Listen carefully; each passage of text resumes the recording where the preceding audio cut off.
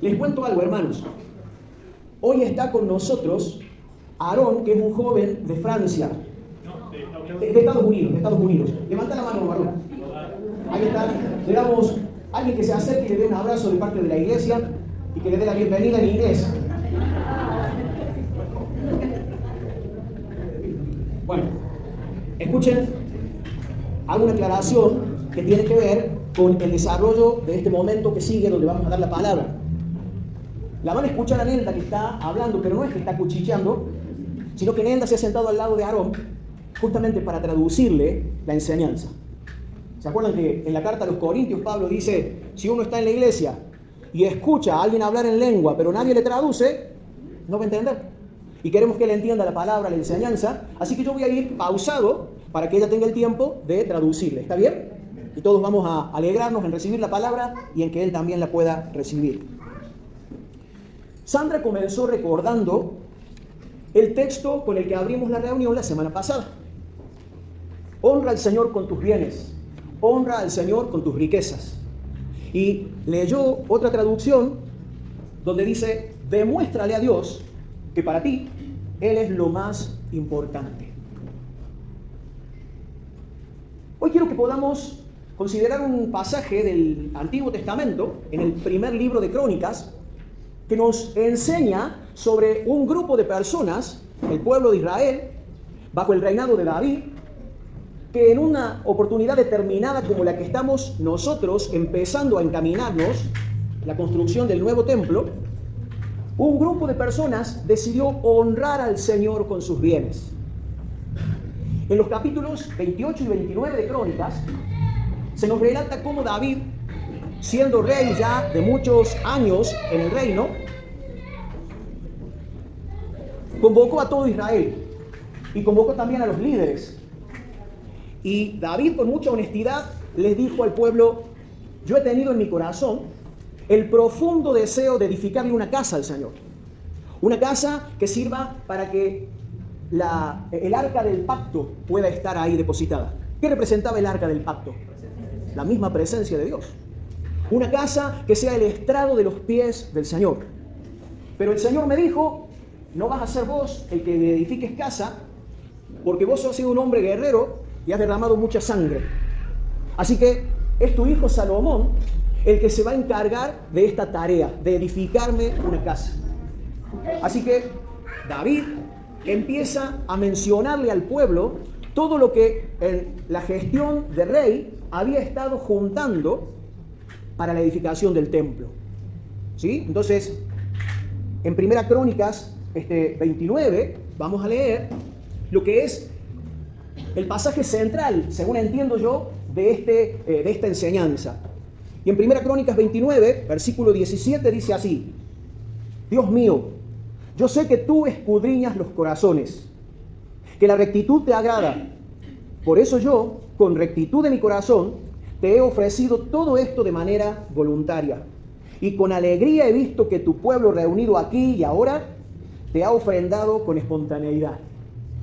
Un pasaje precioso. Pero algunas cosas que quiero que podamos tener en cuenta para que entendamos el contexto. David había dispuesto a ofrecer cosas para la casa del Señor, honrar a Dios con sus bienes, y había invitado al pueblo a que también lo hiciera. Había invitado a sus generales, a sus comandantes, a los líderes que estaban sobre el pueblo y a todo el pueblo a que pudieran ofrendar a Dios, y lo hicieron. Honraron al Señor con sus bienes. Pero David dice, yo sé que tú escudriñas los corazones. ¿Sabías que el Señor examina nuestros corazones? ¿Sabías que Él conoce plenamente lo que hay aún en nuestros pensamientos y en nuestras intenciones? Porque eso significa el Señor escudriña nuestros corazones. Y David lo sabía. A veces nos movemos como si pensáramos que Dios no nos ve. Nos escondemos de la gente y hacemos cosas con la tranquilidad, entre comillas, de que nadie nos ha visto. ¿Será que si estoy solo en mi casa, si no está mi esposa y mis hijos, el Señor no se enterará de lo que yo hago? ¿Será que no se enterará de lo que pienso? En el Salmo 139, que va a aparecer ahí en la pantalla, es el mismo David el que va a decir, Señor, Tú me has examinado y sabes todo de mí. ¿Cuánto? Todo. Tú sabes cuándo me siento y cuándo me levanto. Conoces de lejos cada uno de mis pensamientos. Señor, tú sabes para dónde voy y en dónde me acuesto. Tú sabes todo lo que hago. Tú sabes lo que voy a decir aún antes de que las palabras salgan de mi boca. ¡Wow! David entendía esto. Dios mío, yo sé que tú escudriñas los corazones. Es decir, que los examinas y que pones a prueba. Yo sé que la rectitud te agrada. Por eso yo con rectitud de mi corazón te he ofrecido todo esto de manera voluntaria. ¿De manera? Voluntaria. Decirlo de nuevo, ¿de manera? Voluntaria. Y con alegría he visto que tu pueblo, reunido aquí y ahora, te ha ofrecido con espontaneidad. Dos palabras que vamos a resaltar. Ofrendar voluntariamente y con espontaneidad. La palabra espontaneidad significa cualidad de lo que es voluntario, de lo que es natural y sincero. Así que el pueblo había ofrecido al Señor sus bienes de manera voluntaria, de manera natural y de manera sincera. No por tristeza, no por imposición, como leyó Carlos en la enseñanza de Pablo a los Corintios. Porque Dios ama el corazón al dador que alegre. Es una lástima que en algunas iglesias se haga tanta presión y se use el momento de la enseñanza para meterle presión y manipulación a la gente para que ofrende. La enseñanza de la palabra no es esa. Por eso el pueblo ofrendó voluntariamente. Y por eso Pablo enseñaba de la misma manera. No den por tristeza, no den bajo presión. Tienen que dar voluntariamente, porque Dios ama el corazón, Dios ama al dador alegre. Ahí está, gracias. Entro en el pasaje. 1 Corintios capítulo 29, versículos 1 y de adelante. Y comienza David diciendo que Dios había elegido a su hijo. ¿Cómo se llamaba el hijo de David? Salomón. Tenía otros, pero Dios había elegido a Salomón para que llevara adelante la obra de la construcción del templo. Y en el versículo 2, no le pedía ahí a Abril que lo proyectara porque hay datos que después vos los podés leer. Me interesa simplemente remarcar esto. Dice David, yo con todas mis fuerzas he preparado para la casa de mi Dios, y empieza a mencionar los materiales: oro, plata, bronce, hierro, madera, piedras preciosas de distinto tipo. Y en el versículo 3 va a decir lo que ha preparado de su propia propiedad. Primero menciona lo que había preparado como rey, pero de su propia propiedad él había también preparado para la casa del Señor. Y escuchen esta expresión: por cuanto tengo mi afecto en la casa de mi Dios, he preparado oro, plata, distintos tipos de riquezas. Por cuanto tengo mi afecto en la casa de mi Dios. A veces llegan oportunidades que no podemos hacer a un lado, donde tenemos que dar por compromiso. Vienen los hijos de la escuela con alguna rifa o con alguna forma en la que hay que colaborar con la cooperadora escolar. Y si tus hijos están en la escuela, no te queda otra. Hay que colaborar. O a veces situaciones de compromiso con alguien conocido, una amistad que está con una necesidad. Pero ¿qué pasa cuando los hijos salen de la escuela? ¿Seguimos colaborando con la cooperadora de esa escuela? Se terminó el compromiso. Qué distinto es cuando hay un afecto grande puesto en alguien, o en este caso en la casa del Señor. Por eso dice David, por cuanto tengo mi afecto en la casa de mi Dios, es que he preparado todo esto para que se use en la edificación del templo. Versículos 4 y 5 va a ser el listado de todas las cosas que él había preparado para la edificación del templo. Pero a mitad del verso 5, que si se puede, ese sí lo vamos a leer, David hace la invitación. Acordate que estaba todo el pueblo convocado, y David le dice así al pueblo, después de mencionar todo lo que él había apartado y preparado para la casa del Señor: ¿quién quiere hacer hoy ofrenda voluntaria a Jehová? ¿Estaba imponiendo? ¿Estaba manipulando a la gente? ¿Qué estaba haciendo? Estaba preguntando, estaba extendiendo la invitación a que quien quisiera hacerlo de manera voluntaria participara en esto. Y la palabra voluntariamente es una palabra muy significativa en este pasaje. La palabra voluntariamente, que se hace por decisión propia, exactamente. Se hace por afecto, no se hace bajo presión. Eso significa voluntariamente. David había preparado de su propio tesoro montones de materiales para la edificación del templo.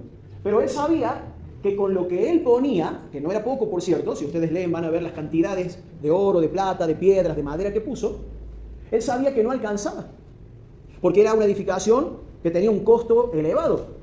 Entonces David hace la invitación a todo el pueblo. ¿Quién quiere hoy dar ofrendas voluntarias al Señor? ¿Qué habrá pasado? Bueno, seguimos leyendo. En el versículo 6 dice: entonces los jefes de familia y los príncipes de las tribus de Israel, jefes de millares y de centenas, con los administradores de la hacienda del rey, ofrecieron, ¿cómo? Voluntariamente sus donaciones, dice ahí.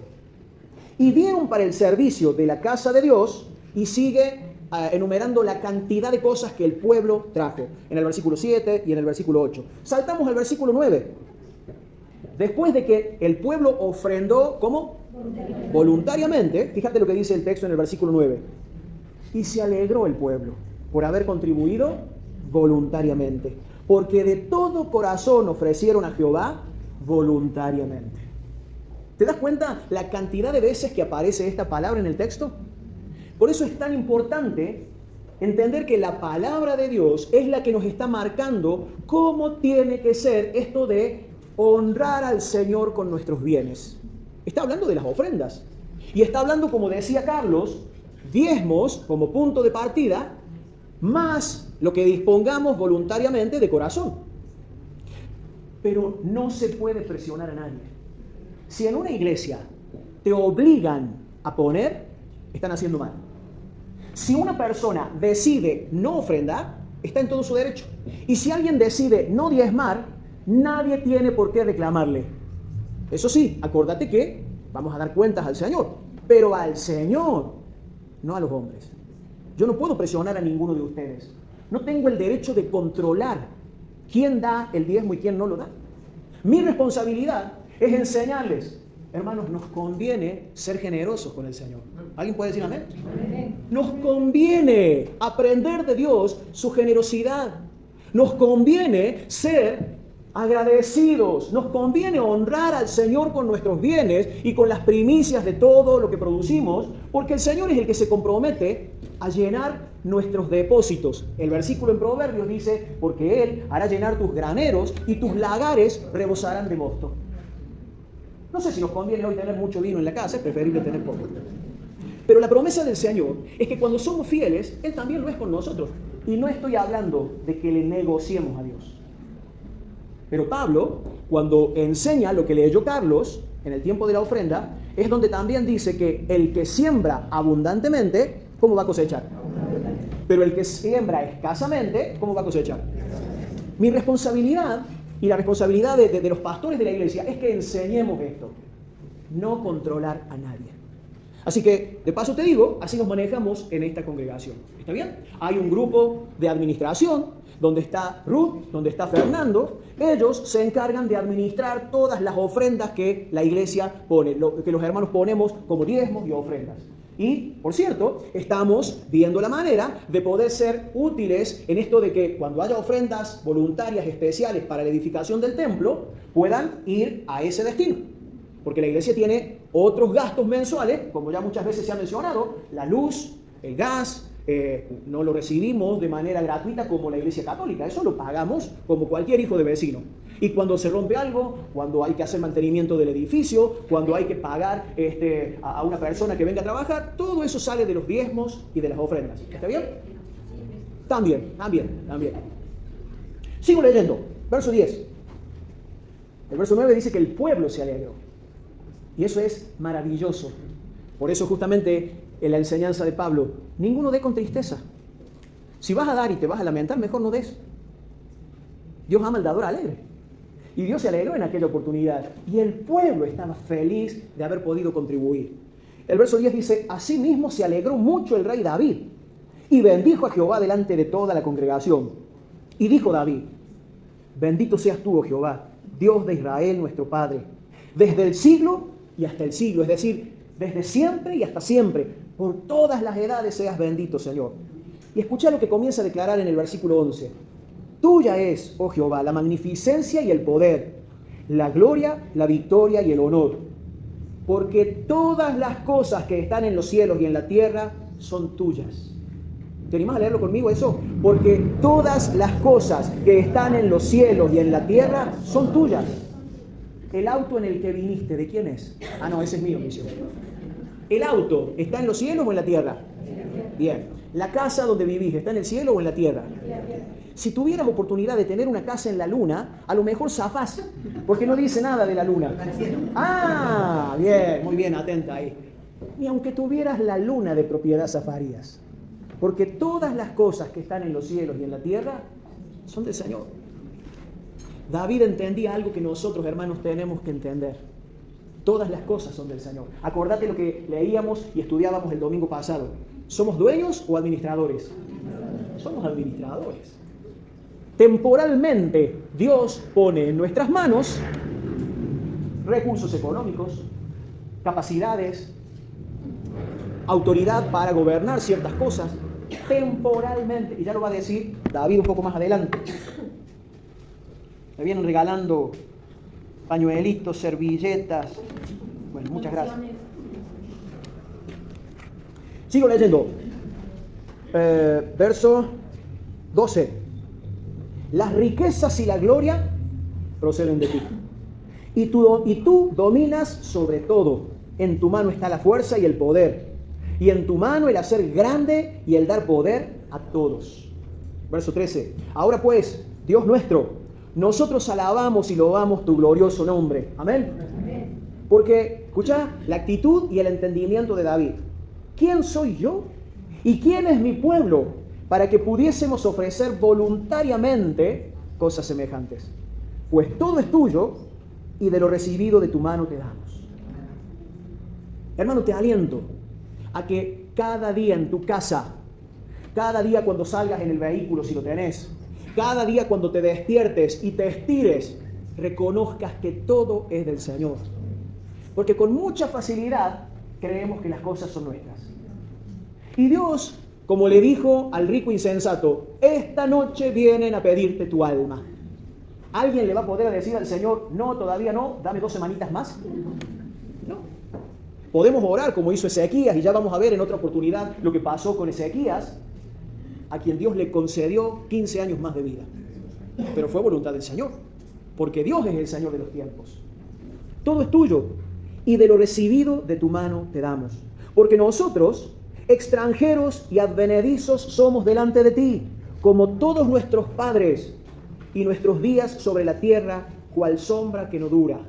¿Sabe qué significa eso? Estamos de paso. David reconocía lo cortito de la vida humana, la transitoriedad, lo transitorio, lo pasajero, en un abrir y cerrar de ojo, y somos memoria, en el mejor de los casos. Entonces David, en este momento de ofrendas y de honra al Señor por medio de los bienes, está reconociendo lo pequeño de nuestra vida. Por cierto, no vamos a tener otra vida acá en la tierra para que digamos, prometo que en la próxima vida, si Dios me da, le voy a ofrendar. No vamos a tener otra vida.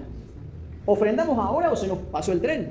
¿Honramos al Señor en esta vida o perdimos la oportunidad? ¿Servimos al Señor hoy con tus 20, 30 y 40 o 50 o la edad que tengas? ¿O no lo vamos a poder hacer más? Cuando desciendan nuestros huesos a la sepultura, no hay más chance de cantarle, no hay más chance de venir a la iglesia, no hay más chance de predicar el evangelio a los familiares, no hay más oportunidad de decirle te quiero a los seres queridos. Es hoy mientras estamos con vida. Y David lo reconocía. Estamos de paso, igual que estuvieron nuestros antepasados. Y sigue diciendo, oh Jehová, verso 16, Dios nuestro, toda esta abundancia que hemos preparado para edificar casa a tu santo nombre, de tu mano es y todo es tuyo, vuelve a remarcar. Y viene el verso 17, el que leímos al principio. Yo sé, Dios mío, que tú escudriñas los corazones y que la rectitud te agrada. Por eso yo con rectitud de mi corazón, voluntariamente te he ofrecido todo esto. Y ahora he visto con alegría que tu pueblo, reunido aquí ahora, ha dado para ti espontáneamente. ¿Sabes por qué esto tiene tanto sentido? ¿Sabes por qué esto es grato a los ojos de Dios? Porque es ni más ni menos la actitud de Jesucristo. La palabra dice en Juan capítulo 10, versículos 17 y 18, es Jesús hablando, y dice, el Padre me ama porque sacrifico mi vida para poder tomarla de nuevo. Nadie puede quitarme la vida, sino que yo la entrego voluntariamente en sacrificio. Nadie lo llevó a punta de pistola a Jesús hasta la cruz. Nadie lo amenazó. Él voluntariamente dio su vida para que nosotros pudiéramos ser perdonados y tuviéramos salvación al poner nuestra fe en Él. Por eso todo lo que hacemos tiene que ser con esa actitud, voluntariamente, de corazón, espontáneamente, no bajo presión, no para quedar bien con nadie. ¿Te acordás que Jesús dijo que había muchos religiosos en su época que oraban para ser vistos, ayunaban para ser vistos y ofrendaban algunas grandes cantidades, pero con el mismo objetivo, ser vistos por los hombres, para que la gente los alabara, para que la gente los aplaudiera? Jesús dijo, si eso es lo que querés, esa va a ser tu recompensa, el aplauso de la gente. Pero eso no tiene ninguna recompensa de parte de Dios. Pero Dios, que conoce el corazón y sabe las intenciones, cuando damos de corazón, voluntariamente, reconociendo que todo es de Él y es para Él, y que es en todo caso un privilegio poder entregarle de lo que Él nos ha dado, entonces el Señor se alegra, entonces el Señor prospera, abre la ventana de los cielos y derrama bendición hasta que sobreabunde. Obviamente, esto implica que tengamos que ser buenos administradores. ¿Te acordás de lo que compartió Valentín en su testimonio el domingo pasado? Los que estuvieron. A ver, él hablaba de la cantidad de horas que había ido entregándole a las redes sociales. Una persona puede tener la buena voluntad, el buen deseo. Me voy a levantar temprano para salir a correr. Voy a dedicar parte de mi tiempo para ayudar en mi casa, ayudarle a mi esposa, ayudarle a mi esposo. Voy a dedicar parte de mi día para ayudar a mis padres. Pero si administraste mal el tiempo y se te fueron 5, 6, 8 horas desperdiciadas en cualquier cosa, por más que tengas la buena voluntad, no te va a alcanzar el tiempo. Y económicamente pasa lo mismo. Podemos tener el buen deseo de ofrendar, el buen deseo de colaborar, pero si la plata se nos va en un montón de cosas desordenadamente, difícilmente pueda yo ofrendar por más que quiera. Por eso vamos a estar hablando de este tema de la administración. Y sobre todo orando, hermanos, para que Dios nos ayude de manera que lo que tenemos rinda al 30, al 50 y al 100 por uno. ¿Amén? ¿Te gustaría? Si pregunto, ¿te gustaría cobrar el doble? Todo el mundo diría, amén. El que no tiene un sueldo fijo, ¿te gustaría tener un sueldo fijo? Amén. Ahora, mientras llegue ese tiempo, ¿te gustaría que tu dinero pueda rendir mucho mejor de lo que rinde hasta hoy? Bueno, necesitamos dejarnos enseñar por el Señor, por la palabra del Señor, para poder invertir en lo que realmente vale la pena. Porque así como podemos perder el tiempo indiscriminadamente, también muchas veces perdemos las riquezas materiales gastando en lo que no debemos gastar. Pero vamos a seguir con esa enseñanza más adelante. Quiero cerrar y que nos preparemos para recibir la Santa Cena. Y quiero leer con ustedes en la carta a los Hebreos, en el capítulo 12, versículos 1 al 4. En el capítulo 11, el autor había hablado de los héroes de la fe. Muchos de ustedes conocen ese pasaje. Por eso el capítulo 12 comienza diciendo, por eso nosotros, teniendo a nuestro alrededor tantas personas que han demostrado su fe, eso es una alusión a todos los que se nombran en el capítulo 11, dejemos a un lado todo lo que nos estorba y el pecado que nos enreda, y corramos con fortaleza la carrera que tenemos por delante. Fijemos nuestra mirada en Jesús, pues de Él procede nuestra fe, y Él es quien la perfecciona. Jesús soportó la cruz sin hacer caso de lo vergonzosa de esa muerte, porque sabía que después del sufrimiento tendría gozo y alegría. Repito, porque sabía que después del sufrimiento tendría gozo y alegría. Y se sentó a la derecha del trono de Dios. Por lo tanto, mediten en el ejemplo de Jesús, que sufrió tanta contradicción de parte de los pecadores. Por eso, No se cansen ni se desanimen, pues ustedes aún no han tenido que llegar hasta la muerte en su lucha contra el pecado. Quiero resaltar de este texto que Jesús estuvo dispuesto a dar su propia vida y lo hizo con tristeza o con alegría. Lo hizo con alegría. Por el gozo que estaba puesto delante de él, estuvo dispuesto a padecer la cruz, con todo el sufrimiento que eso significaba. Pero había un gozo delante de él. Ahora, que haya gozo en lo que damos, o en lo que ofrendamos, o en lo que servimos, no significa que no haya un costo. ¿Me entendés? Porque a veces pensamos que dar con alegría significa, bueno, doy con alegría, no pierdo nada.